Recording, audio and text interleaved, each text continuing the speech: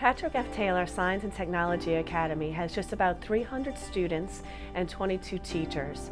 We are very diverse, and then we take students from the surrounding parishes, not only from Jefferson, but we have students who come from New Orleans, St. Charles, St. Tammany, and so on.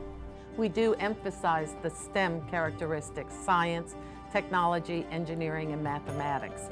We are also, in our technology, a one-to-one laptop school, and we emphasize 21st century skills such as work ethic, collaboration, and critical thinking.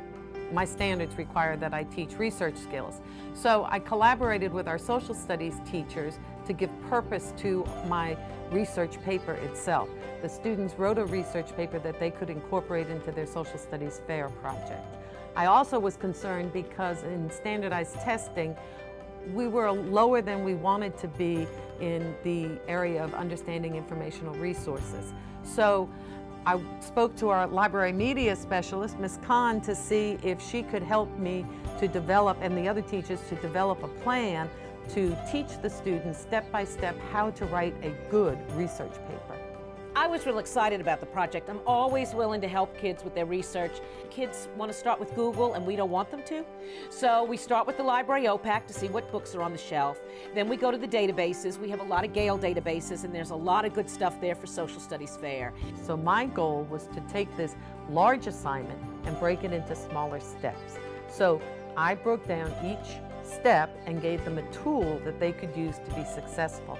And I feel that by making each step more manageable, the students really could understand what their goal was, what they needed to do, and it wasn't painful, and they were much more successful at it. The bibliography is a big thing, especially for these young ones, the 6th and 7th graders. So we use a citation maker, we use EasyBib to make the job easier for the students, and I help them with that. And so it's not all on the English teacher. They don't have to worry about everything on them. We can work together to make sure the kids find what they need and write something that is good. There were many different ways that we would evaluate the success of our project. I looked at standardized test scores and to see, was there an improvement, which there was, for understanding informational resources. But I think the best evaluation was that when the students finished their project, I would put their papers in a folder and give it back to them, and then they could take that folder and present it to their social studies teacher, and they had a lot of pride there and a sense of accomplishment. So that was the best. And well, first I look at library statistics. That's always a good way for me to evaluate. And I want to see that the students have been using the databases that we taught them. And we're right in the midst of Social Studies Fair, and for this last month, our 300 students have conducted 15,000 searches on Gale, which blows me away.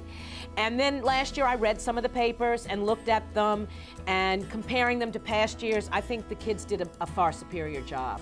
So I'm real pleased with the project, and I think it was a success. You know, we're very proud of our collaboration efforts and the work that we've done, holding the hands, so to speak, of the 6th and 7th graders to teach them the basic skills in the basic knowledge that they need for writing a good research paper that they can use throughout their high school careers, and even in college. They should feel that they can do successful research.